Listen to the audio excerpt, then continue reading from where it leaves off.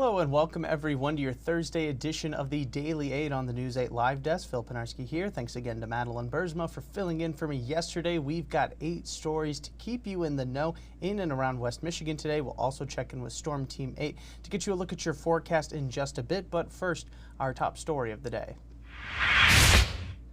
A man who authorities say groomed a Washington State teen online for more than a year before bringing her to southwestern Michigan has been sentenced. 31-year-old Keith Frierickson was sentenced to 20 years in prison after he pled guilty to traveling to Washington to take the teen back to Michigan with the intent of engaging in sexual acts. Court documents say that Frierickson and the teen had been talking online when the teen was just 13 years old. Authorities went to his home in January of 2024 and found the teen there after she was reported missing earlier that month. On top of the prison sentence, Frierickson will also be on supervised release for 20 years after he is released from prison.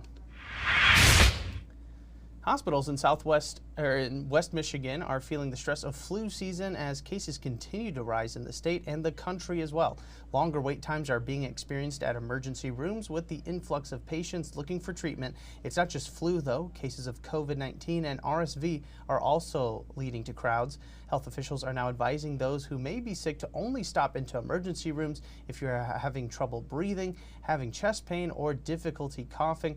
Only coming to those critical facilities in times of emergencies would decrease the wait times and stress on staff. They also advise getting plenty of rest at home or checking in with your regular care provider. And some news out of Tulip Time now. The ever-popular Volks Parade is getting a brand new route for this year. The parade, which is scheduled for May 10th, will begin at the intersection of 8th Street and Columbia Avenue. It will then travel down 8th Street and curve onto Van Raalte Avenue before ending at 11th Street. It's a shorter route now, which organizers say will actually help with public safety. They did reference the New Year's Day attack back in New Orleans as a catalyst for the change in the route. The festival's Kinder Parade on May 8th will still keep its normal route for this year with limited road closures to help with the traffic flow during that parade. We've got the new parade route laid out inside our story over on woodtv.com. The Salvation Army has unveiled a new thrift store here in Grand Rapids with an interesting concept. Instead of perusing through rows and rows of clothing and paying per item, you'll now be paying by the pound. The main thrift store, located on Division Avenue, was reopened after closing prior to the pandemic and now offers the by the pound outlet inside the same building. There are bins filled with items that have not been sold at other locations where you can hunt for treasures. There are some exclusions though. Shoes will be priced at $3 a piece and furniture will also be marked separately, but everything else is eligible to be just $1.89 per pound. The outlet is open Fridays and Saturdays from 10 a.m. to 6 p.m. Also something to check out in Grand Haven. A new fine dining restaurant is open and we actually got an inside look at it.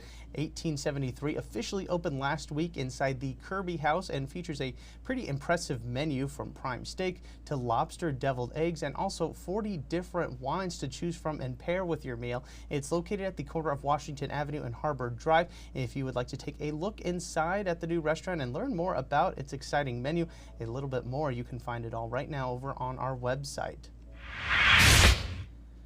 And we just started to warm up a bit here in West Michigan, but Mother Nature once again gave us the cold shoulder. Icy streets and sidewalks have become an issue this winter, and the city of Grand Rapids is warning homeowners to do their part in clearing their property or they could face a fine. The city allows 24 hours after the end of a winter weather event to clear the snow or ice off your public sidewalks. If you fail to do so, you could face a complaint.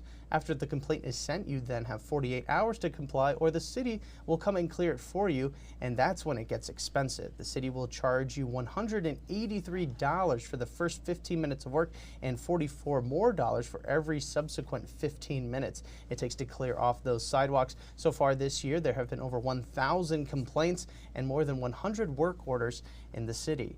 And speaking of the winter weather, let's check in now with Storm Team 8 meteorologist Sarah Flynn with a look at your forecast.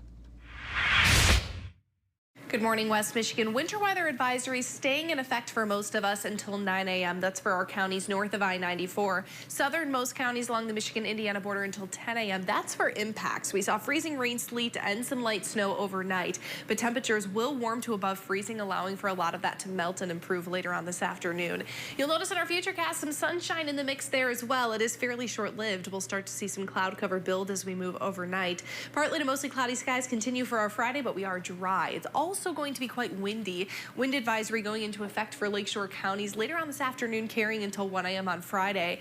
Top wind gusts there sitting at 40 miles per hour, inland about 30 to 35 miles per hour, coming from the west sustained at about 10 to 20. Another system we're watching this weekend will likely see a widespread 2 to 6 inches of snow Saturday into Sunday. Early next week, though, looking dry, but a lot cooler. Middle of the week, we'll see high temperatures dip down to those low to mid 20s with another chance for snow Wednesday and Thursday.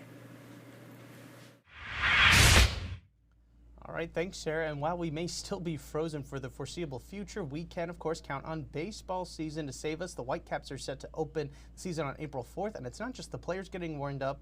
The kitchens are also getting hot. The team held an event Wednesday to showcase some of the new food items that the team might make available to fans in 2025. I was lucky enough to try a few, including an apple pie egg roll and a turkey sandwich with an apple fritter for a bun. These items are still in the testing phase, and the hope is to make sure the kitchen staff can actually handle these orders during busy games this year. The official chosen items will be announced prior to that April 4th opening day. You get to check out some of these awesome food options, get a look at them, and see some of the ones you might find this year at LMCU Ballpark, and you can check it all out right now inside our story on woodtv.com. All right, that is going to do it for us today on the Daily 8, but we will, of course, be back again tomorrow.